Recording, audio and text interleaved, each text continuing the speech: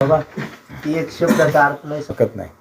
आपण जे प्राथमिक स्तवन करतो सुरुवातीला शिवाजी महाराज, म्हणजे आता या विषयावर थोडंसं बोलूनच घेऊ आपण. आणायचं आलंय दोन्ही विषय सांगायचे. काल तुम्ही एक शब्द विचारता, बेसलाबत खान म्हणजे काय किंवा सलाबत खान म्हणजे काय. सलाबत म्हणजे यश, यशस्विता, किंवा ज्याच्यामुळं त्या आदिलशहाला यश प्राप्त होतंय, ज्याच्या हातात कायम यश आहे, त्याचं नाव आदिलशहाने ठेवलं. हा मूळचं नाव त्याचं आहे वेगळं, सिद्धी जौहर, पण सलाबत खान हा त्याचा किताब आहे. किताब म्हणजे पदवी दिली, म्हणजे यशस्वितता तुमच्यामुळे प्राप्त होते असे तुम्ही. आणि त्याचा दुसरा एक अर्थ आहे दरारा, धाक, वचक. तुमचा इतका दरारा आहे की बस त्यामुळे यश प्राप्त होतं, असं सगळं अर्थ धरायला हरकत नाही. म्हणून सलाबत खान, पण त्याला बेसलाबत खान हे पुढं म्हणलं गेलं. म्हणजे कालचा तो विषय एक डोक्यात होता, तो संपला. दुसरं, आपण आपल्या रोजच्या या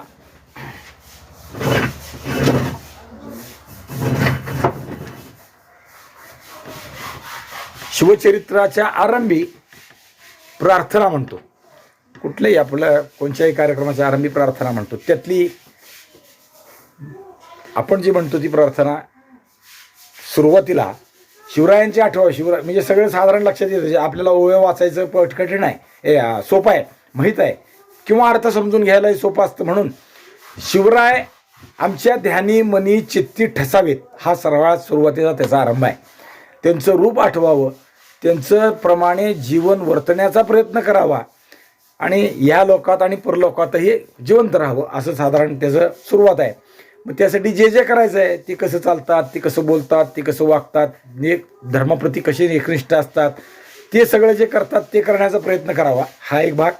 दुसरं तवशौर्य, मग त्यांचं शौर्याचा कण मिळावा, धैर्याचा जरा स्पर्श असावा, त्यातून जीवन उद्धरून जाणार आहे. त्यांच्या तेजातलं, आणि ती सूर्याची प्रभा जशी आहे तसे सूर्याला अनंत रश्मी असतात, अनंत किरण असतात, त्यातलं एक किरणाचा तेज आपल्याला मिळावा, म्हणजे आमचं जीवन उद्धरून जाईल. आणि जीवन उद्धरल्यावर जे काही घडून जाईल त्याच्यासाठी पुन्हा व्यास वाल्मिकी येऊन या देशाचं जसं रामायण महाभारत लिहिलं तसं लिहितील. आणि मग हेच करण्यासाठी काय, तर हा शिवाजी महाराज हा महामंत्र आहे या देशाचा. म्हणजे हा नुसतं शिवाजीराजे एवढा शब्द नाही, शिवाजीराजांना काय काय होऊ शकतं. सुरुवातीला आपण शिवचरित्र का हा विषय चिंतनाचा मांडला, काही जण नव्हते थोडक्यात, त्यामुळे आता पुन्हा एकदा तो विषय बोलल्यासारखा आहे. शिवाजी महाराज का, हा नुसता शिवाजी जप, जसा रामकृष्ण हरी आहे, जसा ज्ञानोबा तुकाराम आहे, त्यानं काय प्राप्त होतं वारकऱ्यांना माहीत आहे, तसं शिवाजी महाराजांच्यानं काय प्राप्त होतं ते इथं आहे. दुसऱ्या महायुद्धात ज्या ज्या ठिकाणी मित्रराष्ट्र, म्हणजे इंग्लंड, फ्रान्स ही मित्रराष्ट्र होती, यांना लढाईची पाळी आली, त्यावेळेस भारत ब्रिटिशाच्या अंकित होता. त्यावेळी ब्रिटिशांच्या बरोबर आपण लढत होतो शत्रुराष्ट्राच्या विरुद्ध, इटली, जर्मनी यांच्या विरुद्ध. आणि यावेळी ज्या वेळी ब्रिटिशांना असं वाटलं की आता इथं आपलं सैन्य जाऊन काही युद्ध करून उपयोग होणार नाही, आपल्याला पराभव पत्करावा लागेल, त्यावेळी त्यांनी आपल्या मराठी लोकांना युद्धाच्या आघाडीवर पाठवलं. आणि त्या लोकांनी छत्रपती शिवाजी महाराज की जय हा घोष केला आणि युद्धात विजय प्राप्त केला. म्हणजे शिवाजी महाराज हे नुसतं नाव नाही, हा नुसता शब्द नाही, हा महामंत्र आहे समस्त मराठी लोकांसाठी. नवे जे राष्ट्रभक्त आहेत त्या समस्त हिंदूंसाठी शिवाजी महाराज हा महामंत्र आहे. शिवाजी महाराजांचा आदर्श घेऊन शिवाजी महाराजांच्या काळातच अनेक राज्य उभी राहिली शिवाजी महाराजांमुळं. त्यातला छत्रसाल बुंदेला आपल्याला माहीत आहे, शिवाजी महाराजांकडून प्रेरणा घेतली. तो आला नोकरीला की मला बादशाची नोकरी नको, मला त्याचा तिटकारा येतो, मला धर्मासाठी काही करायचं आहे, म्हणून तुमच्याकडे पोदेरी नोकरी ठेवा. आणि शिवाजी महाराज त्याला म्हणाले, खरं तर शिवाजी महाराजांनी नोकरी ठेवलं असतं तर गैर नव्हतं, पण शिवाजी महाराज म्हणाले जे मी इथं करतोय ते तुम्ही तुमच्या छत्रसालाच्या राज्यात जा, बुंदेलखंडात जा आणि तुम्ही करा, बादशाची सत्ता पलटून टाका. हे शिवाजी महाराज आहेत. म्हणजे त्यातलं माझे अंकित राहिले तर तुमचा पराक्रम माझ्या नावावर जाईल, पण तुम्ही स्वतंत्र राहिलात तर तुम्ही राजे राहाल. आपलं दोघांचं उद्दिष्ट एकच आहे, मुसलमानांची सत्ता संपवणे, हिंदुस्थान पुन्हा स्वराज्य करणे, तंजावर ते तहत पेशावर, अवघा मुलूक आपला, त्याचं स्वराज्य करायचं आहे आपल्याला. हे शिवाजी महाराजांचं वाक्य आहे.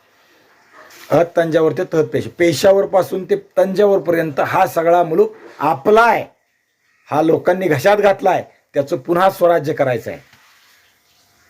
ते छत्रसालाला दिलेला आदेश आहे किंवा मार्गदर्शन आहे.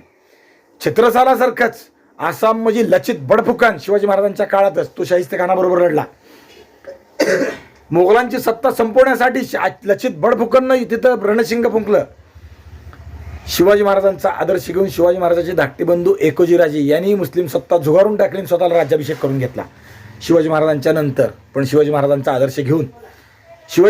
आदर्श घेऊन गोवळकोंड्याच्या कुतुबशहाचे असणारे प्रधान अक्कण्णा आणि मादण्णा हे गोवळकोंड्याची कुतुबशाही शिवाजी महाराजांच्या स्वराज्यात सम्मिलित करायला निघाली.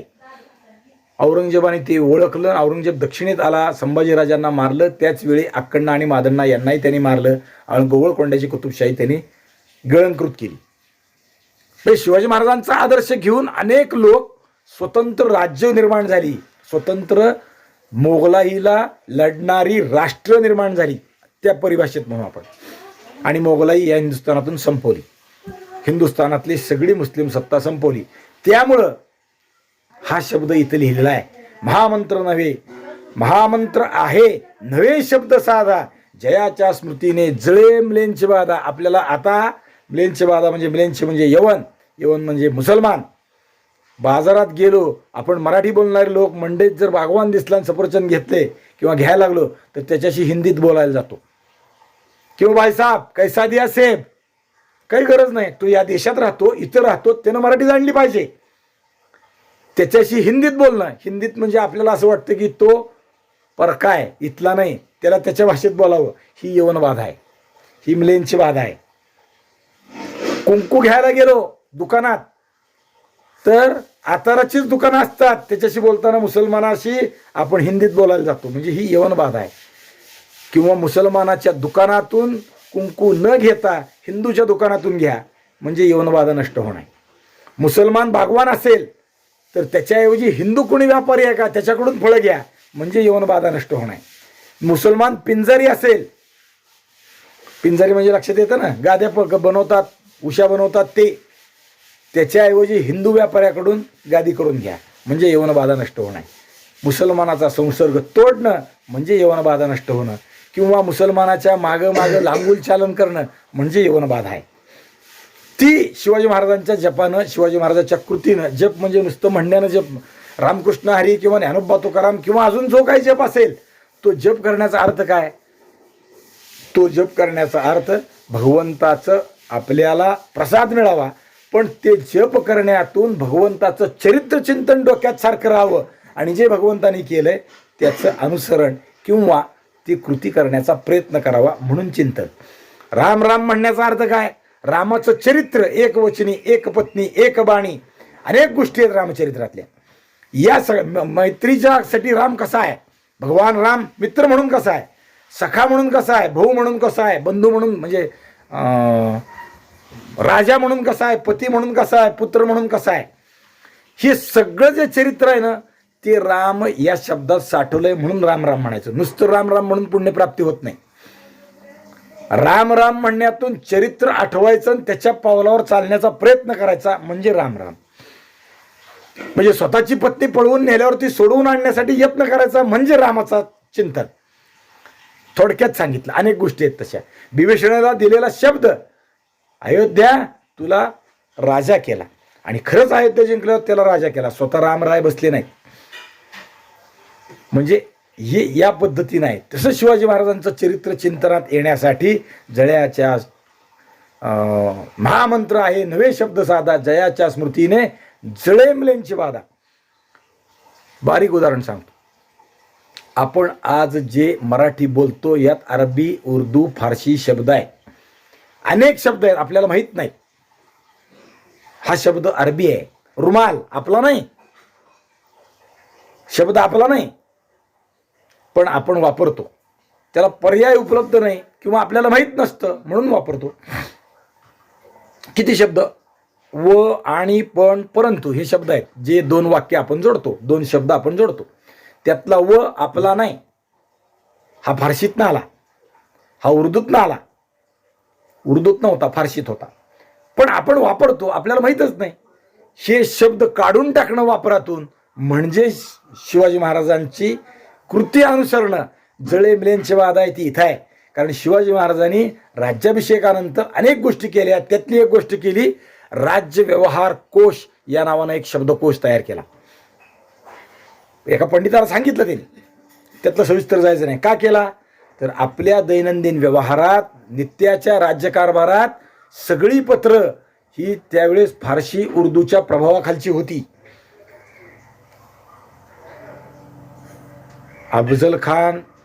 अफजल खानाच्या आधीचे विजापुरी सरदार किंवा मराठी लोक लिहिताना इतकं उर्दू मिश्रित लिहायला लागले होते ना की मराठी शब्द संपले होते. एखादा ब्राह्मण माणूस पूजा करताना घरी म्हणायचा, पूजा करायला बसलोय पण तबकडीत गंधच मौजूद नाही. आता यातले तबकडी आपलं नाही, मौजूद आहे आपलं नाही. म्हणजे बुद्धिवान म्हणणाऱ्या लोकात इतका शब्दाचा प्रभाव होता, सर्वसामान्य लोकांना काय, ते सगळे शब्द नष्ट करावेत आणि मराठी शब्द आपल्यासाठी वापरावेत. म्हणून शिवाजी महाराजांनी तो प्रयत्न केला. आणि शिवाजी महाराजांच्या राज्याभिषेकानंतर शिवाजी महाराजांच्या पत्राचे लिखाणाची पद्धत बदलून गेली. मी आत्ता म्हणणार होतो मायनाच बदलला, पण मायना हा आपला शब्द नाही. त्याच्या आधी जे लिहायची पद्धत होती ती मुसलमानी पद्धत होती. आजर रक्त खाणे, दाम दौलत हू, ही सगळे मुसलमानी शब्द आहेत. त्याच्याऐवजी शिवाजी महाराजांनी स्वस्तिक श्री, राज्याभिषेक शके अमुक अमुक, संवत्सराचं नाव नल नाम संवत्सरे, ये दिनी महाराज राजे छत्रपती शिवाजीराजे यांनी आज्ञा केली ऐसी जे, सगळे मराठी शब्द आहेत. कुणाला श्रीमंत राजश्री अविराजित, राजमान्य राजश्री, सकल राजकारण धुरंधर, जे काही त्यांची बिरुदावली आहे ती. अष्टप्रधान मंडळातला पेशवा हा शब्द शिवाजी महाराजांचा, म्हणजे हा पेशवा हा शब्द मुसलमानी आहे. हा शब्द फारशी, उर्दू, अरबीतून आला. मग शिवाजी महाराजांनी काय वापरायला सुरुवात केलं, पंतप्रधान, पंत अमात्य, पंत मंत्री, सुमंत, रामायणातला शब्द आहे, आठवतोय का? न्यायाधीश, पंडित राव. शिवाजी महाराजांनी ही अष्टप्रधानांची नावं दिली. सेनापती, सरलष्कर हा मुसलमानी शब्द आहे, वापरायचा बंद केला. सरनौबत बंद केला शिवाजी महाराजांनी. सेनापती हे करणं म्हणजे मिलेंची बाधा संपणं. सगळ्या गोष्टीत आता आपण वापरतो. अनेक शब्द इंग्रजी पण आहेत, आपल्याला माहीत नसतात. रेडिओ लाव, बरोबर आहे, वापरतोय, पण रेडिओ आपला कुठं आहे? आकाशवाणी हा आपला शब्द आहे. प्रेसिडेंट हा आपला शब्द नाही. भारताचे राष्ट्रपती हा आपला शब्द आहे. दूरदर्शन हा आपला शब्द आहे. अनेक शब्द आहेत. महापौर त्याच्या आधी नव्हते. पंखा, फॅन लाव म्हणतो. अहो फॅन कशाला, बटन लाव म्हणतो आपण. पटकन लाव रे बटन. बटन म्हणजे दिव्याचं कळ. खूप हो. आता जेवायला बसलं ना, राईस राईस राईस विचारतात, भात विचारत नाही कोणी. बरोबर आहे का? जिरा राईस जिरा राईस सवय झाली आम्हाला. आमचं काय फरक काय कळेच ना. ह्याच्यापेक्षा जास्त शिवाजी महाराजांच्या काळात झालं होतं. म्हणजे इंग्लिश शब्द टाळणं ही सुद्धा म्लेंच बाधा आहे. ते सुद्धा म्लेंचेच आहेत ना, या देशाचे नाहीत, ते म्लेंच. हे सगळं टाळणं. घड्याळ म्हणत नाही आम्ही, स्मार्टवॉच म्हणतो आता. बरोबर आहे का नाही? अनेक अनेक शब्द आहेत, अनेक गोष्टी आहेत. आम्ही शिकवणीला चाललोय म्हणत नाही, आम्ही ट्युशनला चाललोय म्हणतो, क्लासला चाललोय म्हणतो, आम्ही पाठाला चाललोय म्हणत नाही. हे हेतुतः एक एक शब्द. आम्ही पेन काय वापरतो, लेखणी, टाक म्हणत नाही. वापरात इतकं आलं की. आणि आता काय आहे, आता तर इतकं ज्याला अति वेगवान आपल्यावर होणारा मारा आहे ना. मोबाईलमधले सगळे शब्द इंग्लिशला प्रतिशब्द न मिळणारे असे खूप आहेत, पण मिळतात. मोबाईल म्हटलं ना कळतं, भ्रमणध्वनी म्हणल्यावर नाही कळत, दूरभाष म्हणल्यावर नाही कळत, स्पीकर लाव म्हणलं की पटकन कळतं. पण तेच ध्वनिवर्धक लाव म्हणल्यावर कळतं का? म्हणजे हे मारा झालाय. आपले शब्द आपण विसरत चाललो. हे टाळणं म्हणजे मिलेंची बाधा. आता थोडक्यात त्या विषयानं लक्षात आलं. अनेक गोष्टी आहेत यात, म्हणजे कृतीत, वागण्यात, लिहिण्यात, बोलण्यात शक्यतो जास्तीत जास्त एतद्देशीय शब्द आपल्या देशाचे संस्कृत प्रच्युत असतील किंवा मराठी मूळ असतील ते शब्द वापरा. हेल्मेट नका म्हणू, स्टँड. स्थानक म्हणा ना, बस स्थानक. आता बस हा शब्द आपला नाही. एसटी तरी कुठं आहे? स्टेट ट्रान्सपोर्ट गाडी म्हणा ना सरळ. हा, पंढरपूर सोलापूर गाडीनं आलो, बसनं कशाला म्हणता? संगमनेर पंढरपूरनं आलो, बस म्हणू नका, गाडी म्हणता येतं. स्थानक म्हणा, रेल्वे स्टेशन, स्टेशन नको, स्थानकच आहे. रेल्वे तरी कुठे आपले? हा, आगगाडी आपला शब्द आहे, बरोबर. म्हणजे असं आपण वापरलं पाहिजे, याच्यासाठी बघितलं पाहिजे. आडलं तर एकमेकात बोललं पाहिजे. अरे ह्याला शब्द सापडत नाही, सांग, एकमेकात बोला, तुमच्यात तुम्हाला लक्षात येईल. माचीस दे म्हणतो, स्वयंपाक करायला बसली की नाही, माचीस नका म्हणू, आगपेटी म्हणा, काड्याची पेटी म्हणा. हे वापरणं म्हणजे शिवचरित्राचं अनुसरण आहे. बारीक बारीक गोष्टीत आपण तो विचार केला, अनेक गोष्टी विचार करू, अनेक कितीतरी धर्माचरणात शिवाजी महाराज किती पक्के आहेत सांगायसारखं आहे. अत्यंत बारीक बारीक गोष्टी शिवाजी महाराज आदर्श घेण्यासारखे. शिवाजी महाराज आदर्श का? युद्धापलीकडचे शिवाजी महाराज सांगता येण्यासारखं आहे. एक नाही 8 दिवस सांगता येतील. युद्ध नाही हे काही सांगायचं, पण शिवाजी महाराज आदर्श का सांगता येण्यासारखं आहे. शिवाजी महाराज मातृभक्त आहेत, शिवाजी महाराज पितृभक्त आहेत. प्रत्येक गोष्टीत ते आदर्श आहेत. शिवाजी महाराज वडीलधाऱ्यांची आज्ञा पाळणारे आहेत, त्यांच्याशी बोलणारे आहेत. कितीतरी गोष्टी आहेत हो शिवचरित्रात. शिवचरित्र म्हणजे खजाना आहे. शिवचरित्र म्हणजे अनमोल रत्नाची पेटी आहे. हात घालावा तेव्हा नवीनच रत्न मिळाल. वेगळा वेगळा विषय आहे अत्यंत. आणि त्याचं चिंतन करणं म्हणजे मिलिंदची बाधा संपणं. चिंतन म्हणजे नुसतं बोलण्यापुरतं नाही, कृतिशील चिंतन. जे आपल्यात आहे ना, होय होय वारकरी, पाहे पाहे पंढरी, वारकरी होऊन पंढरी पहा, तसं शिवभक्त म्हणजे कृतिशील शिवभक्त व्हा. वारकरी होणं म्हणजे कृतिशील असलं पाहिजे. गळ्यात माळ असली पाहिजे, कपाळाला नाम गंध असलं पाहिजे, भजन केलं पाहिजे तर वारकरी. नुसतं आता येणारे पंढरपूरला सगळेच वारकरी व्हायला लागले. आमचे आजोबा येत होते, पंजोबा येत होते रे, पण करत काय होते सांग की?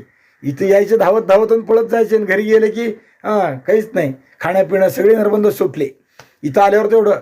तसं नाही, दीक्षा घेऊन झालेला वारकरी तो महत्त्वाचा असतो. म्हणजे नुसतं संत वाङ्मयाचा अभ्यासक असतो तो अभ्यासक असतो, आणि जो संत वाङ्मयाचा निष्ठापूर्वक दीक्षा घेऊन अभ्यास केलेला असतो तो हरिभक्त परायण असतो. लक्षात येत आहे ना? नुसती भगवद्गीता घरी बसून वाचता येईल एखाद्याला, पण ज्यानं संता घेतले, गुरुच्या मुखातून शिकले, तो ज्या पद्धतीनं म्हणतो त्याला तशी येणार नाही. नुसतं म्हणणं वेगळं, पण गुरुच्या मुखातून जेव्हा शिकतो ना, तेव्हा गुरु त्याच्याबरोबर त्याचा अन्वय शिकवतो. नुसतं वाचणारा पडीक पोपट होतो, आणि गुरुकडून शिकल्यावर त्याचा योग्य संदर्भ अर्थ कळतो, त्याची कृती त्याच्याप्रमाणे वागणं कळतं. तस्मात उत्तिष्ठ कौंतेय युद्धाय कृतनिश्चया, हे त्यावेळेस कळतं. नुसतं म्हणलं तर वाचून सुटून जातं. आता हे सगळं एवढं सांगितलंय तुला, आता हे सगळं सोड आणि आता उठ आणि युद्धाला उभं राहा, हा सरळ सरळ संदेश आहे. पण त्या सरळ संदेशातला गर्भितार्थ जो आहे ना, क्लैब्यम मास्म गमप पार्थ, क्लैब्यपणा सोडून दे, युद्धापासून परांगमुख होणं म्हणजे क्लैब्यपणा आहे, म्हणजे शंडपणा आहे. आता ग्राम्य भाषेत सांगत नाही, फार खाली गेलं की मग ते किन्नर होणं आहे. ते सगळं सोडून दे. आणि मग युद्ध कोणचं ते भगवान श्रीकृष्णाने सगळं सांगितलेलं आहे. वैयक्तिक पातळीवरचं, मानसिक, शारीरिक आणि अनेक युद्धाचे सगळे अंग त्यात आलेली आहेत. म्हणजे धर्म अधर्माचं युद्ध हे प्रत्यक्ष रणभूमीवरचं आहे. युद्ध रणभूमीवर म्हणजे अनेक रणभूमी आहेत. ही आहे ती हातात शस्त्र घेऊन लढायची आहे. काही मनोह्यानं काय बुद्धीनं, मनाच्या शक्तीनं जिंकायची युद्ध आहेत. षडेंद्रिय षडरिपू आहेत, त्यांच्यावर मात करायची युद्ध आहेत.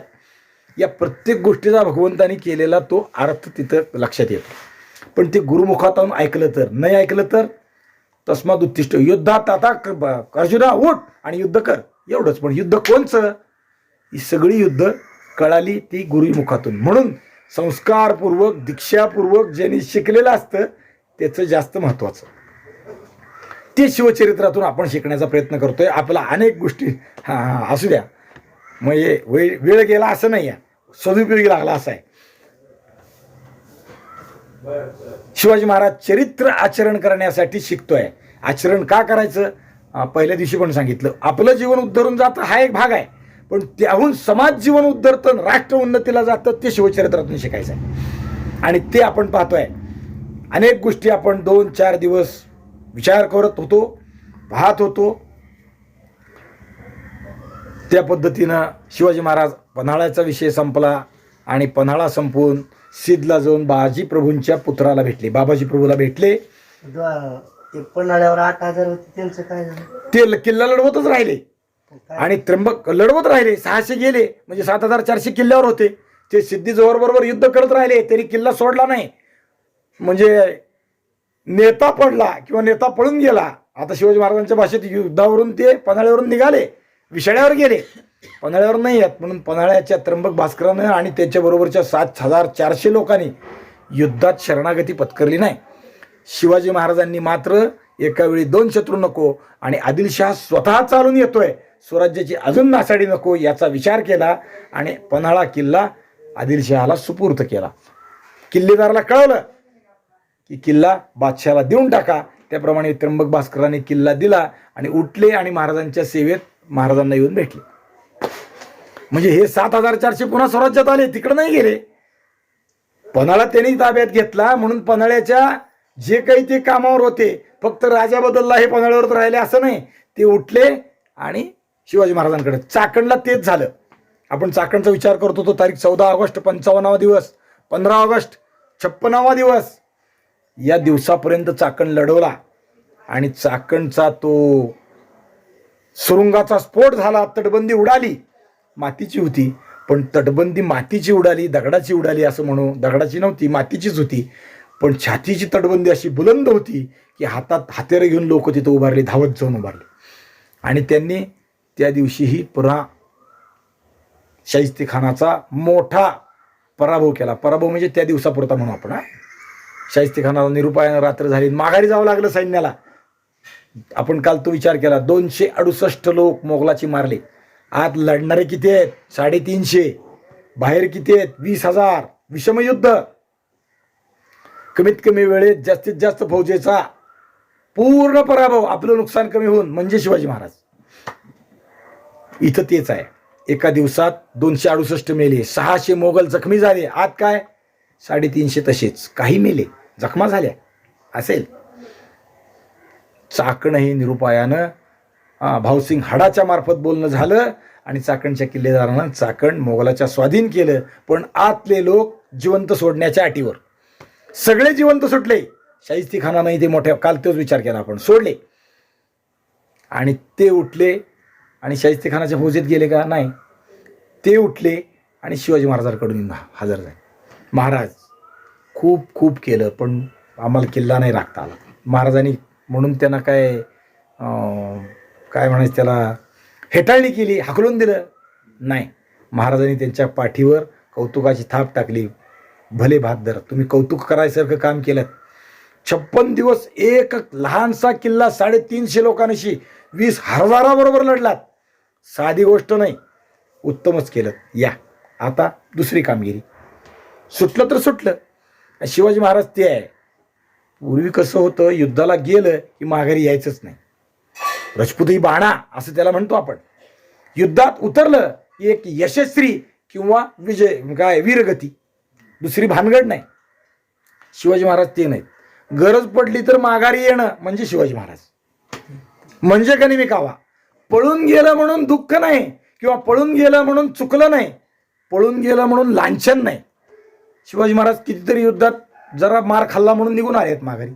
सगळ्यात मोठं उदाहरण मिर्झाराजे जयसिंग, माहीत आहे. अतिप्रबळ आहे, मग याच्याबरोबर 2 पावलं माघारी घेऊ म्हणजे 4 पावलाचा जोर येतो. धैर्य धारण करणं. भगवद्गीतेत ते क्षत्रियाचे गुण सांगितले आहेत, बरोबर आहे की नाही? ज्ञानेश्वरीतही ते आलेले आहेत. त्याचं चिंतन जर तुम्ही केलं ना, मी तर असं म्हणेन, नुसते क्षत्रियाचेच नाहीत तर ब्राह्मणाचे जे गुण सांगितले ते पण शिवाजी महाराजांच्या चरित्रात दाखवतो. ब्राह्मणांनी काय करावं, कसं राहावं, शिवचरित्रात तुम्हाला मिळेल. ते शिवाजी महाराजांनी अनुसरलेलं आहे. भगवद्गीता उत्तर हिंदुस्थानाची हेटाळणी करतो असं नाही. उत्तर हिंदुस्थानानं भागवताची आणि भगवद्गीतेची नुसती पारायण केली. नैमिषारण्यात जा आणि भागवत सांगा, मान्य आहे. पण ते कृतिशील जर कोणी राबवलं असेल तर ते महाराष्ट्रात शिवाजी महाराजांनी राबवलेलं आहे. भगवद्गीतेचं खरं आचरण कोणी केलं असेल तर ते छत्रपती शिवाजी महाराजांनी केलेलं आहे. नुसतं पारायण करण्यानं पुण्यप्राप्ती होत नाही, ती आचरणात आणण्यानं होते. त्यातला मूलभूत फरक आहे. महाराष्ट्राची भूमी आहे ना, ती कर्मप्रधान आहे. हिमालय आहे तो निवृत्तीप्रधान आहे. हिमालयात गेलं की वैराग्य प्राप्त होतं, आता सगळा संसार सोडावा, बस भगवत चिंतन करावं, इथंच राहावं वाटतं. आणि सह्याद्रीत आलं की हे सगळं खडतर आहे, पण याच्या विरुद्ध उभारायची ताकद, निसर्गही विरुद्ध झाला, राजाही विरुद्ध झाला, तरी सुद्धा जीवन जगलं पाहिजे, हे सह्याद्रीत राहिल्यावर मिळतं. ते शिवाजी महाराजांना मिळालेलं आहे. ही ताकद या महाराष्ट्राच्या भूमीची आहे. ही ताकद ही ज्ञानेश्वर महाराजांच्या संस्काराची आहे. कारण आमचे संत, आमचे वारकरी संप्रदायाचे सगळे लोक सगळ्या प्राप्तीनंतर निवृत्तीकडे जात नाहीत, तरी सुद्धा संसार करतात. बरोबर आहे की नाही? संसारात रथ होऊन भगवंताला प्राप्त करतात. उत्तर भारतात गेल्यावर मात्र सर्व संघ परित्याग करून केवळ विरक्त जीवन राहायची इच्छा होती. ती इच्छा इथं होत नाही. कोणताही संत घ्या, संसार केलेला आहे. संसार याचा अर्थ फक्त वेगळ्या अर्थानं संसार म्हणजे लोकांचा संसार केलेला आहे त्यांनी. स्वतःच्या पोटाचा, स्वतःच्या कुटुंबाचा, हे विश्वचे माझे घर, हा संसार त्यांनी केलेला आहे. म्हणजे बायका पोरं हा भाग आहे. निवृत्तीनाथ हे ज्ञानदेवांचे गुरु आहेत म्हणून पूज्य आहेत, पण निवृत्तीनाथ म्हणजे निवृत्तीकडे जाणारा विषय आहे, पण ज्ञानेश्वर म्हणजे कर्मप्रधान करणारा विषय आहे. सगळं करा, संसारात सगळ्या गोष्टी करा आणि मग भगवंताची प्राप्ती करा. घरीच बसा, ठाईच बैसोनी करा एक चित्त, आवडी आनंद, तरी तुम्हाला तो मिळेल. घरी बसा, घरी बसा. अवघाची संसार त्या संबंधाने, हा, अवघाची संसार सुखाचा करीन. आता ज्ञानोबराय काय सगळं काय, संन्यासाची पोरं म्हणून जन्माला आलेल्या माणसाला कसला आलाय संसार हो? बरं, संसार म्हणावा तर त्यांनी लग्नही केलेलं नाही. संसार ज्याला आज परिभाषेत म्हणतो ते कुठं काय आहे? पण हे जे सगळे अवघा विश्वची माझे घर, ऐशी मती जयाची स्थिर, या पद्धतीनं ज्ञानेश्वर महाराज नुसतं सांगत नाहीत, वागतात. चराचराचा उद्धार करतात, सगळ्याचा. कुणाचा उद्धार केला नाही? सच्चिदानंद बाबा आदरे लेखकू झाला म्हणतो, ते सच्चिदानंद बाबा गेलेले होते ना, मेलेले होते. उठ म्हणले उठले. रेड्याच्या डोक्यावर हात ठेवला, रेडा बोलायला लागला. ही रेडा आहे ना, ही परिभाषा आहे. रेडा म्हणजे अज्ञानी मूढ समाज जो काही समजत नव्हता, त्याला सुद्धा वेदाचं ज्ञान ज्ञानेश्वर महाराजांनी दिलं, म्हणजे रेड्याला बोलायला लावलं. नाहीतर आम्ही कोण, काय कळतं आम्हाला? काय माहित आहे भगवंत कोण आहे, काय आहे, कसा प्राप्त करावा, ते प्राप्त केल्यानं काय होणार आहे, जन्माचं इप्सित काय, इच्छित काय, इंगित काय, काय कळतंय? ते सर्वसामान्य लोकाला कळवणं हा खरा संसार आहे. तो ज्ञानेश्वर महाराजांनी केला. म्हणून हा ज्ञानेश्वर महाराजांना पूज्यता त्यामुळे. म्हणजे आपण जो विचार करतो तो त्या पद्धतीनं करतो. ज्ञानेश्वर महाराज की जय. गुरु म्हणून निवृत्तीनाथ त्यांच्यापेक्षा श्रेष्ठ आहेत. गुरु म्हणून श्रेष्ठ आहेत, ज्ञानानं श्रेष्ठ आहेत. ज्ञानेश्वर महाराजांनी त्यांचं कितीतरी 17 स्तन्यदेशी, 17 म्हणजे काय, एका दिवशी त्याच्यावर सांगायचं काय, ये शरीराची माती मिळविन तय स्थिती, हा, श्रीचरण उभी राहती आराध्याची. हो, अगदी खरं आहे ना. हे शरीर मिळवून, म्हणजे सामान्य भाषेत कातड्याचे जोडे करून घातले ना, तरी गुरुची ही म्हणजे त्यांच्या शिक्षणानं त्यांनी दिलेल्या ज्ञानाची पूर्तता होत नाही, किंवा त्याच्या ऋणातून मुक्त होत नाही. हां, गुरुच्या ऋणातून आपल्याकडं समाजात म्हणजे धर्मात आपल्याकडे काही ऋण आहेत. पितृऋण, मातृऋण, गुरुऋण, समाजऋण आणि ऋषीऋण एक म्हणतो आपण. पहिलं पितृऋण आहे. हे पितृऋणातून मनुष्य मुक्त होतो. कधी तो मुक्त होतो? प्रजोत्पादन झाल्यावर, आपल्याला पुत्र झाल्यावर मनुष्य पितृऋणातून मुक्त होतो. म्हणजे पुढची संतती, पुढचं चालवणारा तयार आहे. राऊत बाबांनी काल हे विषय सांगितले. बघा, समाजऋण. समाजऋण म्हणजे ज्यांच्यामुळं आपण घडतो. मी एकटा घरात जन्मलून वाढलो असं नाही होत. शेजारी पाजारी, मित्र, सखे, पै, पाहुणे, नातलग, गावातले इतर लोक, शाळेतले शिक्षक, हे सगळे आपल्यावर संस्कार करत असतात. दिल्लीत एखादं पोरगं उंडगं वागायला लागलं तर शेजारचा मनुष्य कान धरतो. लाज वाटत नाही का तुला? आई वडील एवढं तुझ्यासाठी करतात, 2 मुस्कडीत देतो. बरोबर आहे का नाही? होतही आहे. आता काय झालंय, माणूस माणसापासून लांब चाललाय, म्हणून कोणी धरतं नाही धरतं अशी शंका आहे. त्याच्या आईबाप शिवाय दिल्यावर मी काय करू असं वाटतं. पण जे माणसं शहाणे आहेत, जाणते आहेत ना, ते कान धरतात. का करतोस असं? खोड्या करतोस, त्रास देतोस, शाळा बुडवतोस. शाळा बुडवतून गल्लीत बसलेल्या पोराला शेजारी करतो. तो शेजाऱ्याचा संस्कार म्हणजे समाजऋण आहे. आज आपण कुठेतरी पाठाला जातो, आता माझ्याकडे येतो असं म्हणत नाही, दुसऱ्याकडे जातो, देवळात जातो. देवळात गेल्यावर दुसरा काय करतो? घंटा वाजवतो, मग आपल्याला शंका पडते घंटा का वाजवावी, त्याला विचारतो, तो सांगतो, ते शिकवतो, म्हणजे ते समाज ऋण आहे. उदाहरण सांगितलं. देवळात दर्शनाला का जावं हे कळून घेणं लोकांकडून म्हणजे समाज ऋण आहे. अनेक गोष्टी आहेत, नुसतं देऊळच नाही, अनेक कसं वागावं जगात, उठावं कसं, बसावं कसं, लोकांशी बोलावं कसं, हे एकमेकाकडून समजून घेणं हे समाज ऋण आहे. आणि आपण तसं वागणं म्हणजे ते समाज ऋण अंशतः फिट नाही. तिसरं ऋषी ऋण म्हणजे धर्माचरण जर तुम्ही करत असाल, संत महात्मे ह्याला जे म्हणतो आपण ऋषींचं धर्माचरण करत असाल, तर ते त्यांनी शिकवलेल्यावर चालणं म्हणजे ऋषी ऋण ते फिटतं. गुरु ऋण, गुरुकडून काही शिक्षण प्राप्त घेतो ते गुरुचं ऋण आहे. आता ज्ञानेश्वर महाराजांनी सांगितलं ते गुरुचं ऋण म्हणजे मी माझ्या शरीराची माती केली आणि तुमच्या शरीराला लावली, किंवा कातड्याचे जोडे करून पायात घातले तरी ते फिटत नाही, मान्यच आहे. पण गुरुकडून घेतलेलं शिक्षण, आपण प्राप्त केलेलं ज्ञान पुढच्या पिढीला देणं, नवा शिष्य करणं म्हणजे गुरु ऋणातून उतराई होणं आहे. फिटलंच असं नाही, कमी होणं आहे. आणि एक राहतं ते मातृऋण. आईनं 9 महिने आपल्या पोटात ठेवून तुम्हाला सांभाळून जन्माला दिलेलं असतं, अनेक संस्कार केलेले असतात, उत्तमोत्तम गोष्टी शिकवलेल्या असतात जन्मापासून. अगदी जन्मलेल्या बाळाला स्तनाला लावल्यावर प्यायचं सुद्धा कळत नाही, तिथपासून आईनं सगळं शिकवलेलं असतं. 9 महिने पोटात काय काय करते. हे ऋण कधीही संपत नाही. आईचं ऋण जगात कधीही संपत नाही. तिच्या रक्ताचं पाणी दूध करून पाजलेलं आहे ना, ते दूध निर्माण होतं, ते आयुर्वेदाच्या विषयानं करा, दूध कसं निर्माण होतं, त्यातून आपण मोठे होतो. आईच्या रक्ताच्या थेंबापासून आपला मोठं होणं आहे, तिथून जन्म आहे, ते कधीच संपत नाही. संन्यास घेतल्यावर सगळ्या गोष्टी त्याज्य करायच्या आहेत. सगळ्या म्हणजे सगळं, काहीच राहत नाही आयुष्यात, काहीच राहत नाही. म्हणजे गाठ सुद्धा मारायची नाही. गाठ मारणं म्हणजे आसक्ती आली, गाठ मारणं म्हणजे काहीतरी जवळ आलं, गाठ मारणं म्हणजे संग्रह आला. गाठ मारण्याचा अर्थ असा आहे, सगळ्या गाठी सोडवणं म्हणजे संन्यास. मग कमरेला आता धोत्राला गाठ बांधायचीच नसते बरं का. हा 5 ठिकाणी खोचायचं असतं, 2 बाजूला 2 कनवटी, पुढच्या निर्या, मागच्या निर्या, आणि 5वा खोचा ती पुढून बांधतो ते. हा धोतर असं असतं. जानवं त्याला गाठ असते, म्हणजे संन्यासी धोतर नाही नेसत, लुंगी लावतो नुसतं असं. ते सुद्धा का, लोकाला लज्जा वाटू नये म्हणून. स्वतःच लज्जा संपली आहे, सगळे विकार संपले, काहीच नाही त्याला. शेंडी ही ठेवायची असते हिंदूला प्रत्येक, पण संन्यास सगळ्यात शेवटचा चतुर्थ आश्रम आहे, संन्यासाला शेंडी सुद्धा नाही. संपलं, सगळं काढून टाकायचं. नुसतं एवढं नाही, आपल्या आयुष्यात आपलं स्वतःचं श्राद्ध करायचं म्हणजे संन्यास. संन्यास घेताना करावं लागतं. गाठ सोडायची म्हणजे जेवाची सुद्धा गाठ सुटली म्हणजे संन्यास. जीवही आता कशात अडकला नाही म्हणजे संन्यास. त्या संन्यासाला सुद्धा आईची सेवा धर्मानं काय आता म्हणजे 2 शब्द मराठी आणि 2 शब्द इंग्लिश कंपल्सरी केली आहे, सक्तीची केली आहे. कंपल्सरी आपला नाही, सक्ती आपला नाही, आवश्यक आहे. नवे चुकलं तर अधर्म आहे, चुकलं तर पाप आहे.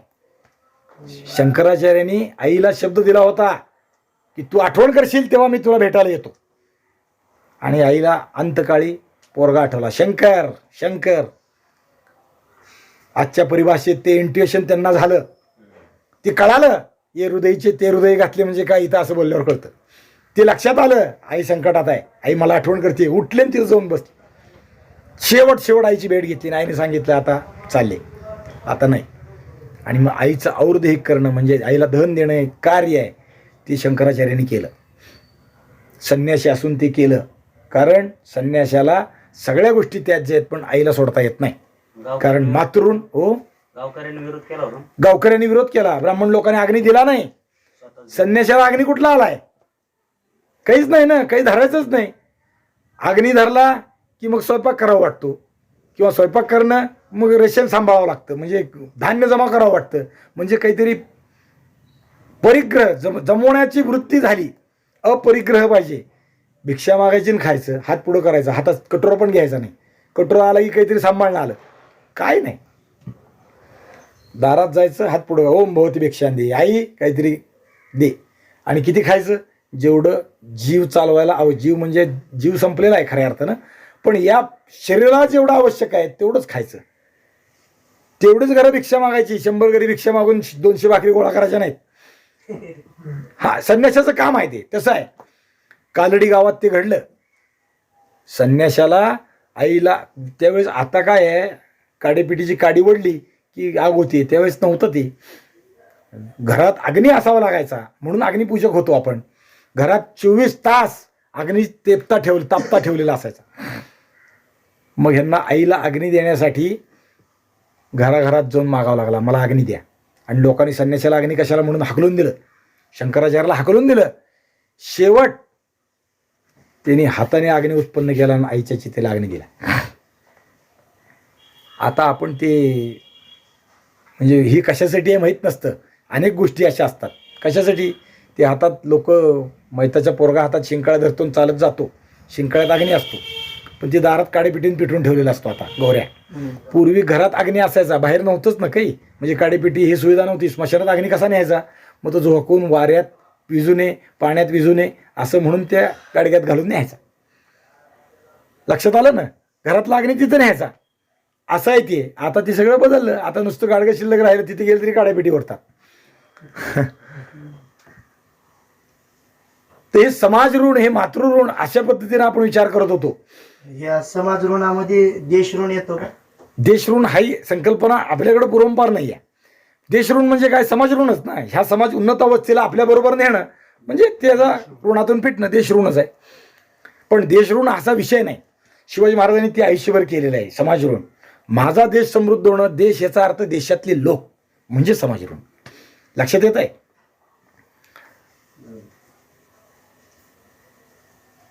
चाकण आणि म्हणजे आपण आधी विचार करत होतो त्या पद्धतीनं आता चाकण पडलं आणि लोक इकडं आले.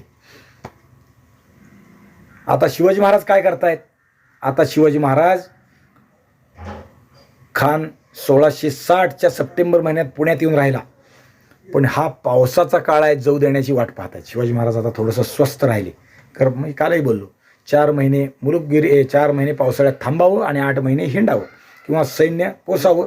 सैन्याने बाहेर मुलुकगिरी करावी, हद्दी वाढवाव्यात आणि स्वराज्याला आवश्यक आहे ते धनही मिळवावं, हे शिवाजी महाराजांचं धोरण आहे. या काळात मात्र सगळे थोडेसे थांबले आहेत. खानाला ऑगस्ट महिन्यात सुरुवात आहे पावसाळ्याची. ही हा चाकणचा किल्ला प्राप्त झाला 16 ऑगस्ट 1660 आणि खानाला अत्यंत आनंद झाला. खानाने किल्ल्याचं नाव बदललं, चक्रदुर्ग. आपल्याकडे पूर्वी म्हणत होते चाकण. एक चक्रा नगरी ती हीच. आपण खानाने नाव बदललं आणि नाव दिलं इस्लामाबाद. हे इस्लामाबाद टाळून पुन्हा चाकण म्हणणं म्हणजे म्लेंछ क्षय किंवा आपण जो शब्द वापरला म्लेंछ बाधा ते टाळणं. संभाजीनगर म्हणणं म्हणजे मिलेंच बाधा टाळणं. मिलेंची बाधा झालेली आहे ती सोडून देणं. धाराशिव लक्षात येतात ना गावं का सांगावं लागतं. उस्मानाबाद सगळे बाधे बाद, आबादी आबाद, हुमनाबाद, हैदराबाद, खुलताबाद, दौलताबाद, देवगिरी नाव आहे त्याचं. अहमदनगर म्हणतो, अंबिकानगर, संभाजीनगर औरंगाबाद म्हणतो. संभाजीनगरचं खरं नाव आहे खडकी, कारण खडकेश्वर महादेव आहे तिथं. अहमदनगरचं काय म्हणजे? अंबिकानगर. खडकी महादेव आहे, खडकेश्वर महादेव आहे तिथं संभाजीनगरला. तो जो जुना भाग आहे ते तिथं आहे अजून. म्हणजे त्या पद्धतीने आम्ही विचार केला पाहिजे. योगी उत्तर प्रदेशातले मंत्री आदित्यनाथ यांनी हे काम चालवलं आहे. आमच्या अस्मिता जागवण्याचं हे काम आहे, ते करतात. नावं बदलून टाकली. अहो हिंदूंचं तीर्थक्षेत्र प्रयागराज, त्याचं नाव ठेवलं होतं काय, अलाहाबाद, म्हणजे अल्लाहच्या नावानं अलाहाबाद. आधी इलाहाबाद वगैरे हा मागं पुढे झाला थोडा, पण अलाहाबाद कशासाठी, अलाहाबाद प्रयागराज करून टाकलं. कितीतरी बदलली, कितीतरी नाव सांगावी. तो छत्रपती शिवाजी महाराज संग्रहालयाचं नाव, अनेक गोष्टी. मुघल संग्रहालय नावाचं संग्रहालय होतं तिथं आग्र्यात, कुठं? उत्तर भारतात. मोठे मोठी ठिकाणं आहेत लय मोठं. खूप. तिथला मुघलांचा इतिहास पण पुसून टाकला. छत्रपती शिवाजी महाराज, संभाजी महाराज सांगायचे फक्त. आणि म्हणजे स्थानिक राजे जे मोठे झाले त्यांचा इतिहास सांगा ना. मुघलाच्या आधी या हिंदुस्थानात काही नव्हतं का? होते ना. मग ते का नाही सांगत आम्हाला? ते सांगा.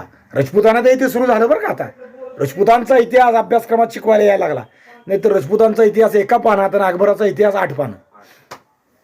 शिवाजी महाराजांचा इतिहास एका पॅरेग्राफ मध्ये, पॅन सुद्धा नाही, एक पॅरेग्राफ. आणि औरंगजेबाचा इतिहास 10 पानं. असं होतं. आता आम्हाला शिवाजी महाराज शिकवा, आता आम्हाला छत्रसाल बुंदेला शिकवा, आता आम्हाला देवगिरीचे यादव राजे शिकवा, आता आम्हाला कृष्णदेवराय शिकवा. असं सगळीकडं हाही स्वाभिमान जागृत करण्याचं काम आहे. हे सगळं संपणं म्हणजे मिलेंच बाधा संपणं. चाकणला इस्लामाबाद नाव दिलं आणि शाहिस्तेखानाने ही आनंदाची बातमी, इथून आता आम्हाला विजय प्राप्त व्हायला सुरुवात झाला म्हणून औरंगजेबाला कळवली. औरंगजेबाला ती बातमी मिळाली, त्याला आनंद झाला. आणि औरंगजेबाने काय केलं? आता तुम्ही शिवाजीराजाचे इतरही किल्ले ताबडतोब घ्या म्हणून आदेश शाहिस्तेखानाला दिला. नुसता आदेश दिला असं नाही, शाहिस्तेखानाला विजय प्राप्त होण्यासाठी अजून बळ दिलं पाहिजे असं औरंगजेबाला वाटलं. आणि म्हणून त्यांनी शाहिस्तेखानाला एक सरदार पाठवला, बरोबर अजून एक जोडीला आग्र्यातून पाठवला. त्याचं नाव जाफर खान. मामा 1.25 लाखाची फौज घेऊन आले होते.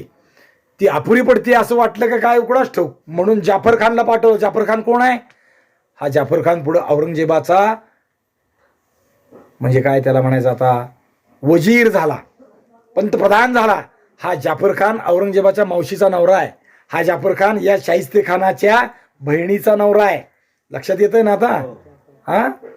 हा जाफर खान हा आता मामाला म्हणजे मेवण्याला मिळाला. तो स्वराज्यात निघाला. अमीर उमरा मिर्झा अबू तालिब हे शाहिस्तेखानाचं नाव. शाहिस्तेखान ही तिची पदवी आहे. तिचं नाव काय? मिर्झा अमीर उमरा ही पदवीच आहे. अमीर उलू उमरान नाम मिर्झा पुताली उर्फ शाहिस्तेखान. अबू नाव घेतानाच बुबडी वळतीची. अमीर उलू उमरान नवाब मिर्झा पुताली शाहिस्तेखान. शाहिस्तेखान म्हणलं. शाहिस्तेखान म्हणलेलं सोपंच असतं. तसा हा जाफर खान आता इथं आला. या दरम्यान आता आपण चाकण जिंकतोय त्यावेळेस शाहिस्तेखानानं अजून एक गोष्ट केली. काय केलं? नुसतं इथं बसली सगळी फौजेच्या तुकड्या करून वेगळ्या वेगळ्या ठिकाणी घेऊन त्यांना किल्ले जिंकायला पाठवू, दुसरे किल्ले जिंकायला पाठवू म्हणून पाठवलं. आणि त्यातला एक कारतलब खान उझबेक म्हणजे उझबेकिस्तान नावाचा देश आहे. रशिया आणि युरोपच्या हद्दीवर हा देश आहे आता उझबेकिस्तान. तिथला हा कारतलब खान हा मोगलांच्या नोकरीत होता.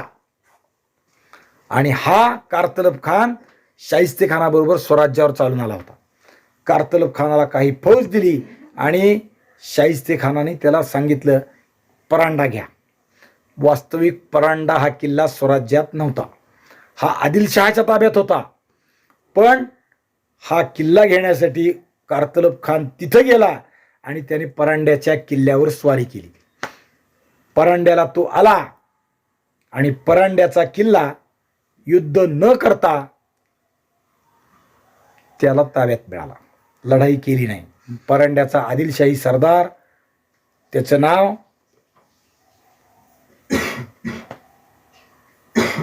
घालिब, मिर्झा घालिब, मिर्झा नाही नुसतं घालिब, हा घालिब होता. याने आदिलशाही मनसब सोडली आणि मोगलशाहीत हजर झाला. काहीही न करता परांड्याचा किल्ला शाहिस्तेखानाच्या ताब्यात आला. कारतलब खानाने तो जिंकला. आणि मग शाहिस्तेखानानं कारतलबला कौतुक केलं. एकही रक्ताचा थेंब न सांडता तू किल्ला मिळवलास. काही शिफारस केली. आग्र्याला पत्र लिहिलं. औरंगजेबाला अत्यंत आनंद झाला. एकही थेंब न मिळता, एकही रक्ताचा थेंब न पडता, दारुगोळा न सांडता, माणूस न मरता आपल्याला परांडा मिळाला याचा औरंगजेबाला आनंद झाला. त्यानंही कौतुक केलं, मोठं कौतुक केलं. पण आदिलशाहीला मात्र वेगळाच प्रश्न पडला. अरे म्हणले आम्ही सिद्धी जोहरला पाठवलं त्यावेळेस तुम्हीही या म्हणून आम्ही तुम्हाला आमंत्रण दिलं शिवाजीराजाला नायनाट करायसाठी आणि तुम्ही आमचंच खा लागला. म्हणजे वेगळाच प्रश्न निर्माण झाला आदिलशाह पुढं. मोगलांना बोलवलं आम्ही, शिवाजीराजाला संपवायला आणि तुम्ही आम्हालाच संपवायला निघाला. आता या मोगलांचं पारिपत्य कसं करायचं, ह्यांना कसं थांबवायचं ह्याचा प्रश्न आधी. हा शिवाजी आटोपता आटपे ना, ह्याचं पराभव करावा ते संपे ना, तर हा मोगल आमच्या उरावर येऊन बसला. काय करावं त्यांना काही समजेना, कसं संपवावं हे त्यांना काही संपेना. इकडं मात्र चाकणचा लहानसा किल्ला जिंकायला, 4 बुरुजाचा भुईकोट किल्ला मातीचा जिंकायला सुमारे 1.25 महिने, 1.5 महिन्याहून अधिक काळ झुंज करावी लागली. आता ती डोंगरी किल्ले घ्यायची होती, कसं घेणार हो. तो विजापूरचा दिल्लीचा बादशाह शाहिस्तेखानाला सांगायचा जावा आणि शिवाजीचं राज्य जिंका. शाहिस्तेखान खालच्या सरदाराला सांगायचा युद्ध करा आणि किल्ले जिंका. ते सैनिकाला सांगायचे आणि सैनिक हातबल व्हायचे. काय कसं काय चालणार हे, नुसता हुकूम. मराठ्यांचा चुराडा उडवा, पण चुराडा हुकूम सोडणारला कसं काढणार, ते अवघड आहे. लोडाला टेकायचं आणि हुकूम सोडायचं हे सोपं आहे. प्रत्यक्ष युद्धात चुराडा करणं मराठ्यांचा अत्यंत कठीण आहे. शाहिस्तेखान अनेक योजना घेऊन पुण्यात, आता चाकणातून पुण्यात आला. खानाच्या फौजेवर थोडं तकतकी यायला लागली. आता थोडं पाऊस संपायला लागला आणि मग त्याच्या डोक्यात योजना सुरू व्हायला लागल्या. मराठ्यांचे किल्ले घेऊ. बादशाहनेही सांगितलंय नुसतं शिवाजीराजा एखादा किल्ला घेतल्यानं शरण येणार नाही, मग त्याचं काय केलं पाहिजे, अनेक किल्ले घेतले पाहिजेत. मग राजगड घेऊ, तोरणा घेऊ, शिवगड घेऊ, लोहगड घेऊ, तुंग घेऊ, तिकोना घेऊ, विसापूर घेऊ. हां, ही सगळी किल्ले आहेत. हे घेण्यासाठी प्रयत्न केला पाहिजे.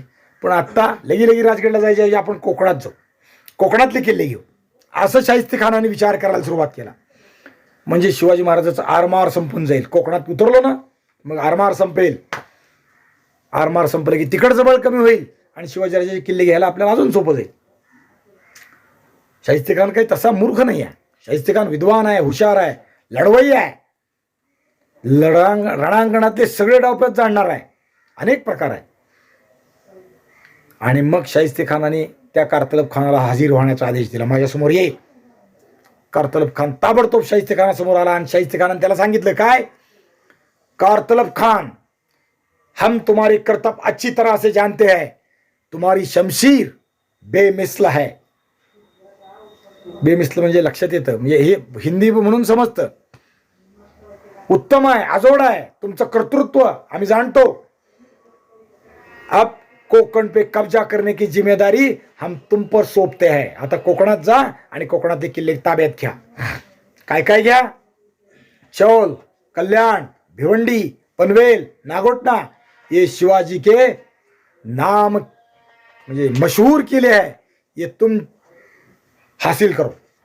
जाओ, तुम्हारे कर्तव्य की हम कद्र करते हैं. तुमचं कर्तृत्व आम्ही जाणून तुमचं त्याची गुणाची प्रशंसा करतो. कदर करतो म्हणजे कदर करतो. तुम्हारी इमदाद के लिए म्हणजे तुमच्या मदतीला और भी लोग दिए जाएंगे, बड़े बड़े शेर सुरमा दिए जाएंगे. आणि मग कारतलब खानाने कुर्निसात केला. आलेली कामगिरी घेऊन तो निघायच्या तयारीने निघाला. आणि मग त्याच्याबरोबर आपल्याला काही कामगिरी मिळाली याचा आनंद झाला, खुशी, आनंद. त्याच्याबरोबर मग मिर्झारा आपल्या शाहिस्तेखानानं दुसरे लोक दिमतीला दिले. बरोबर कोण कोण दिले, मित्रसेन, कछवा, कच्छप, सर्जेराव गाढे, जाधवराव. जाधवराव म्हणजे शिवाजी महाराजांचे मामा आहेत बरं का हे. जाधवराव, अमरसिंग चौहान, जसवंतराव. जसवंतराव म्हणजे कोकाटे, मराठी लोक आहेत हे सगळे. ये सरदार तुम्हारे लिए तुम्हारे साथ में आएंगे और इनके साथ और एक आदमी, आदमी नहीं स्त्री, शेर से भी बढ़कर कलेजा रखने वाली रायबागन, ये तुम्हारे साथ आएगी. रायबागन म्हणजे ही माहूरची देशमुखीण. हिचा नवरा मोगलांच्या सेवेत मेला. पण नवरा मेला म्हणून काय, मी तुमच्या सेवेत आहे म्हणून हाताला आपली बोरं धरून ती मोगलाच्या सेवेत रुजू झाली. पोरं युद्धात मेली. पण ही स्त्री पंडिता रायबागन तिला किताब दिला. माहूरची देशमुखीण, जन्मान ब्राह्मण पण कृतीनं यवन, कृतीनं म्लेंच. हिरव्या झेंड्याखाली लढतो तो मोगल. तोंबल्यांच्याच, तशी ही खरं तर धर्मरक्षणाचं काम शिवाजी महाराज करतायत. त्याच्याबरोबर उभं राहायचं सोडून हे जसवंतराव वगैरे उत्तर भारतातले म्हणून थोडं घडीभर बाजूला ठेवा. जाधवराव, सर्जेराव गाडे किंवा कोकाटे यांनी शिवाजी महाराजांना मदत करायला पाहिजे. या रायबागांना शिवाजी महाराजांना मदत करायला पाहिजे. सावित्रीबाई हिचं खरं नाव. कुठं नवऱ्याचा जीव वाचवणारी ती सावित्रीबाई आणि कुठं स्वराज्याचा जीव धोक्यात घालणारी ही सावित्रीबाई. ही शाहिस्तेखानाला मदत करते आणि या शाहिस्तेखानाच्या आदेशावरून आता कोकणात चालली आहे. कोणाबरोबर? कारतलब खानाबरोबर. कोकणची मोहीम पक्की झाली आणि मग पुण्यात तयारी सुरू झाली. कसली तयारी? मोहिमेवर जायची. मोहिमेवर जायची म्हणजे नुसतं नाही जात, सगळं पाहिजे. तोफा पाहिजेत, हत्ती पाहिजे, दारुगोळा पाहिजे, लष्कर पाहिजे. लष्कर म्हणजे लोक. मग हे लढणाऱ्या लोकाला घोडे आले, त्यांचं सामान व्हायला उंट आले आणि बरोबर बैल आले सामान व्हायला. तेव्हाच आता सारख्या गाड्या नव्हत्या चारचाकी. हां, काय छोटा हत्तीत टाकलं निघालं काम नव्हतं तेव्हा. बैल होते ना, बैल आले ही सगळी जमवा. मग तंबू आले, राहुट्या आल्या. आळंदीला जायच्या आधी महिनाभर आपण सगळे गावोगावी तोच उद्योग करतो. तंबू, रावट्या, मेका, पालं, काठ्या, दुरुस्त्या, पकवासाची शै भरणं, वाद्या आवळणं सगळं असतं. तसं यांचं सुरू झालं. पुण्यात मोठा जमावत झाला. मोहिमेची तयारी सुरू झाली. शाहिस्तेखानाबरोबर अमरसिंग चौहान, रायबागन, हत्ती, फौज, फाटा. आता फौज म्हणल्यावर त्याला खाणं आलं, धान्य गोळा करणं आलं, हत्ती, घोडे, उंटाला वैरण आली. हे सगळं गोळा करायचं आणि मग सुटायचं, निघायचं. नेमके किती लोक होते अंदाज नाही, पण सुमारे 30,000 लोक घेऊन कारतलब खान निघाला. किती लोक? 30,000. फौज फाटा घेऊन तो पुण्याहून निघाला. चिंचवड, तळेगाव, वडगाव या मार्गाने त्यांनी कोकणात कूच करायला आरंभ केला. आता तो कोकणाकडे जाणार. महाराज यावेळी गप्प बसले होते काय? नाही. महाराज सगळीकडे लक्ष ठेवून होते. कोण काय करत आहे त्यांचे हेर सगळ्या बातम्या गडावर आणून सोडत होते. चाकणचा संग्रामदुर्ग हाती गेलाय. महाराज म्हणतात त्यावेळेस चाकण परत घेणं आत्ता कठीण आहे, पण असं वाटतं की चाकणवर मीच जाऊन परत विजय प्राप्त करावा. पण निकड असल्याने दुसरी कामं आधी तडीला लावली पाहिजेत. हे तर म्हणतात मुत्सद्दीपणा किंवा हिथं म्हणतात म्हणजे शिवाजी महाराजांच्या बुद्धिकौशल्य. आता चाकण घेणं गरजेचं आहे, पण त्याहून दुसरी कामंही नडीची आहेत. म्हणजे धीर धरणं आहे ना, ती हे आहे. त्यासाठी उत्कृष्ट फौज जवळ बाळगली पाहिजे. फौजेसाठी आवश्यक काय आहे तर हाती पैसा असणं आवश्यक आहे, आणि तो पैसा मिळवणं माझं काम आहे. नुसतं राज्य चालवणं सत्तेवर बसून नाही होत. त्यासाठी फिरावं लागतं, गावागावात जावं लागतं. नुसतं खुर्चीवर बसलं म्हणजे अवघड असतं सगळ्या गोष्टी. आता तो कोरोना आला ना, नुसतं एका ठिकाणी बसून नाही चालत. मग डॉक्टर नीट कामं करतायत का हे राज्यकर्त्यांनी पाहिलं पाहिजे. आरोग्याच्या सुविधा उत्पन्न झालेल्या आहेत त्या पुरेशा आहेत का? कमी असतील तर मेडिकलच्या क्षेत्रातल्या लोकांना, आता मी मेडिकल अनावधानानं बोलून गेलो, अनावधानानं नाही तुम्हाला पटकन कळावं म्हणून बोलून गेलो. औषधोपचाराच्या क्षेत्रातल्या लोकांना,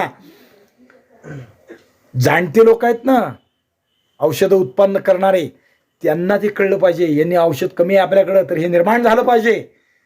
मोदींनी माणसं सांगून याच्यासाठी स्वतंत्र व्यवस्था करा, काय वाटेल ते करा, खर्च लागेल तो सरकार देईल, पण हे कोरोनाच्या निवृत्तीसाठी उत्तम औषध जगाला द्या.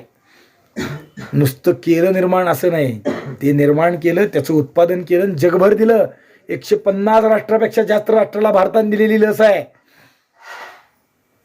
अनेकांना ती मुक्त दिली. पैसे घेतले नाहीत त्या देशांकडून. ज्यांचा जीवच लहान आहे ना त्यांना काय घ्यायचे पैसे? त्यांना स्वतः उत्पन्न करता येत नाही, त्यांची ताकद नाही. त्या लहान राष्ट्रांना आपण लस दिली. अमेरिकेने निर्माण केली, आपल्यापेक्षा ती सकस असेल किंवा उत्तम असेल, पण जगाला पुरेशी नाही पडली. ती जगाला पुरेशी पडली भारताची लस. म्हणजे राजा कसा असावा त्या विषयावर विचार आला म्हणून मी थोडक्यात बोललो. कारण आताचा राजा आहे ना तो शिवाजी महाराज आदर्श बाळगणार आहे, शिवाजी महाराजांच्या कार्यकर्तृत्वावर चालणार आहे. कारण मी ती जवळून पाहिलं आहे. शिवाजी महाराजांचं चरित्र काय आहे, तुम्हाला राज्यकारभार करायचा आहे म्हणून अख्खं मंत्रिमंडळ एकदा जाणता राजा दाखवायला त्याने आणलेलं होतं. जेव्हा ते सुरतचे मुख्यमंत्री होते तेव्हा राज्य कसं करावं, सामान्यातल्या सामान्य लोकांलाही सुख कसं पोचवावं, दुःख कसं निवृत्त करावं ते बघायचं असेल, आणि राजा किती विरक्त असावा हे बघायचं असेल, तर शिवाजी महाराजाचा आदर्श पहा. आता खानाने आपले माणसं, वाटा दाखवणारे, आडवाटेन जाणारे, रस्ते देणारे ते गोळा केले. पण इकडे शिवाजी महाराज तो विचार करतायत, आता राज्य चालवायचं आहे तर त्या सगळ्या गोष्टी आवश्यक आहेत. पैसा गोळा करायला मी खंड्या वसूल करीन, पैसे मिळवीन, औरंगजेब मामाचा मी सूड तर घेतोच, ती काही थांबत नाही. पण वेळ यायला लागते. समय से पहले और भाग्य से ज्यादा. पण समय, शिवाजी महाराज वाट पाहतात, समय निर्माणही करतात. वेळ निर्माण करण्याचं कौशल्य, वेळ येणं हा भाग वेगळा, पण ती वेळ निर्माण करण्याचं कौशल्य शिवाजी महाराजांच्या चरित्रात आहे. अफजल खान भेटीला येणारच होता, जेव्हा येईल तेव्हा भेटू, नाही तुम्ही या, आम्ही भिलो आहे, तुम्ही या, पण प्रतापगडच्या पायथ्याला या. अगदी भेटीची वेळ सुद्धा महाराजांनी निश्चित केली. म्हणजे त्याला इतका निरुपाय केला की भेटल्याशिवाय आता गत्यंतरच नाही, म्हणजे वेळ निर्माण केली. नाहीतर अफजल खान युद्ध करत बसला असता, भेटीला केव्हा आला असता काही सांगता येत नाही, आलाच नसता, असं पण आहे ना. तो म्हणत होता की तुम्ही भेटीला या, शिवाजी महाराज म्हणत होते तुम्ही भेटीला या, मी लहान आहे. खरं ते नीतिनियमाना विरुद्ध आहे बरं का. ज्येष्ठाला भेटायला कनिष्ठाने जायचं असतं, वयाच्या हिशोबाने ते विचार करा. शिवाजी महाराज म्हणतात ना, तुम्ही माझ्या वडिलांबरोबर मला काकांसारखे आहात, मग जावा ना भेटीला. पण नाही, धोरण वेगळं आहे, मुत्सद्दीपणा आहे तो इथं आहे. तुम्ही मला भेटायला या, मग भेटायला याचं कारणही दिलं पाहिजे. मी भीतो, मी घाबरलोय तुम्हाला, तुमचा पराक्रम एवढा मोठा, तुमच्या पराक्रमाच्या तेजानं मी डोळे दिपून गेलेत, मला तुम्हाला भेटायला येण्याचं सुद्धा धाडस नाही आहे. म्हणून तुम्हीच मला हाताला धरायला न्या विजापूरला. आता ते हाताला धरायला यायचं होतं का पोट फाडायला यायचं होतं हा पुढचा भाग आहे. शिवाजी महाराज आता वाट पाहतायत, शाहिस्तेखानाला कसं करायचं त्याच्या डोक्यात त्यांची योजना चालू आहे. मुरुकिरीवर जाण्यासाठी शिवाजी महाराजांनी आपल्या लोकांना बोलवलं. शाहिस्तेखान आता पावसाळा संपलाय म्हणून अनेक गोष्टी करेल, तो कोकणात उतरेल. शिवाजी महाराज पुढचा विचार करतात, कोकणातल्या लोकांना पाठवलं, आपली आपली ठाणी मजबूत करा, दारुगोळा रसद भरून ठेवा, हे आदेश शिवाजी महाराज जणू देत आहेत. कोकणात फौजा उतरतील म्हणून त्यांचा बंदोबस्तही आपण केला पाहिजे. म्हणजे उतरले तर ठीक आहे, पण जायच्या आधीच त्यांना रोख मारू करू. आणि बरोबर महाराजांनी जे योजलं, डोक्यात चाललं तेच झालं. खानाने आपली फौज कोकणात पाठवली आहे, ही बातमी आता हेरांनी शिवाजी महाराजांना आणून सांगितली. खान आपले घाटमार्ग किती दिवस गुप्तन चोरून ठेवणार होता, चोरून चोरून कसा उतरेल. कारण हेर आहेत ना शिवाजी महाराजांचे अति तिखट आहेत. तिखट म्हणजे नुसते तिखट नजरेनं नाही, कानानं पण तिखट आहेत. अनेक गोष्टी, अनेक हिकमती, अनेक युक्त्या प्रयुक्त्या. आता हिकमत वापरला शब्द, चुकून वापरला, हिकमत नाही आपला, युक्त्या प्रयुक्त्या शिवाजी महाराजांचे लोक वापरतात आणि बातम्या आणून देतात. तसं आता शिवाजी महाराजांना बातमी आणून दिली. खानाने 30,000ची सुमारे फौज कारतलब खानाबरोबर दिली आहे. त्याच्याबरोबर हे अमरसिंग चौहान, दुसरे जसवंतराव गाढे, जसवंतराव कोकाटे, जाधवराव, हे सरदार दिले आहेत. आणि ते आता कोकणात उतरून आपले किल्ले घेणार आहेत, कोकण काबीज करणार आहेत. भरपूर तोफगोळा बरोबर दिला आहे, भरपूर हत्ती आहेत, उंट आहेत, अनेक वस्तू आहेत. 9:15 झाले, तिकडं पाठ नाही म्हणून 9:30 पर्यंत चालायचं आपण कालच ठरवलंय, बरोबर आहे का. 9:30च्या 1-2 मिनिटं आधी संपू. पण म्हणजे उगा ऐकत झालं म्हणून कितीही करावं, म्हणजे ते समोरच्या श्रोत्याचा अंत पाहावा, हे पण धर्माला धरून नाही आहे. आता तो निघणार आहे, ही बातमी महाराजांना आली. एवढ्या बिकट वाटेनं जायचं म्हणजे फार अवघड. कारण कारतलब खानानं निवडलेला रस्ता आहे ना, तो उंबरखिंडीतला आहे, तुंगारण्यातला आहे. ही खिंड म्हणजे तुफान जंगलाची खिंड. तुफान परत मराठी नाही बघा, गडद जंगलाची खिंड, गडद जंगलाचा भाग, दाट जंगल, घनदाट जंगल, असंच ते. जसं काही बंदुकीच्या नळीतून गोळी जाते ना, लक्षात येतं का. नाही कळत. पाईप असते का नाही, 1 इंची 1/2 इंची, त्यातून इकडनं खडा टाकावा, त्याला माघारी येता येत नाही, इकडे तिकडे जाता येत नाही, त्या पाईपचा शेवट झाल्याशिवाय बाहेर पडता येत नाही. पाईप म्हणले कळलं, बंदुकीची नळी नाही कळली. नळीतून जावं तसाच रस्ता, 1 सुरी 1 टाकी, असा 4 अंगाला बंद. अशा रस्त्यानं आता खान निघाला. ही डोंगरातून जाणारी अत्यंत बेलाक अरुंद जशी काही पाऊलवाट असावी तेवढीच रस्ता, त्यातून हा निघालाय. पावला पावलाला सैन्य दमायला लागलं. आधी जंगल, ही पठारी प्रदेशात मोगलाई ऐश्वर्यात राहणारे लोक. मोगलाई ऐश्वर्य म्हणल्यावर थोडं एक वेगळं परिभाषा सांगतो.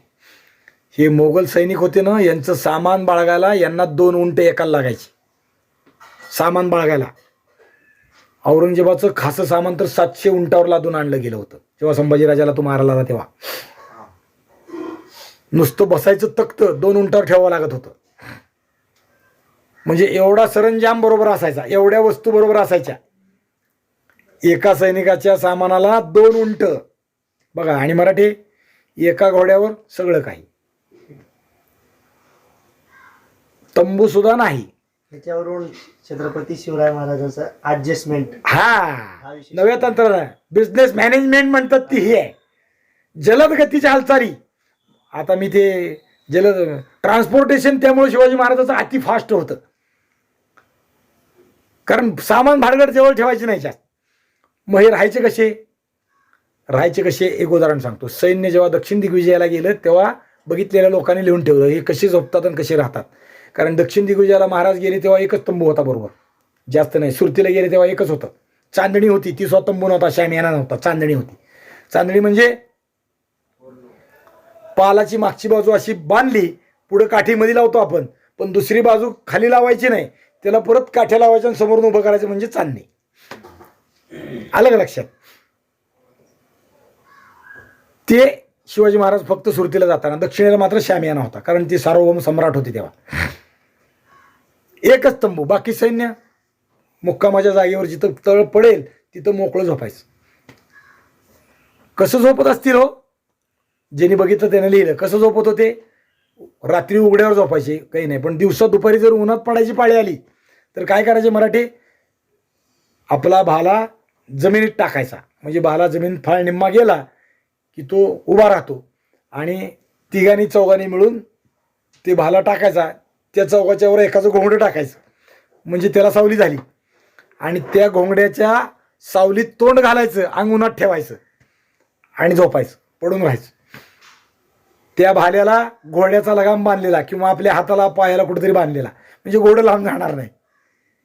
घोड्याच्या अंगावरच एका बाजूला आपली खायची पिशवी आणि दुसऱ्या बाजूला घोड्याचे हरभरे.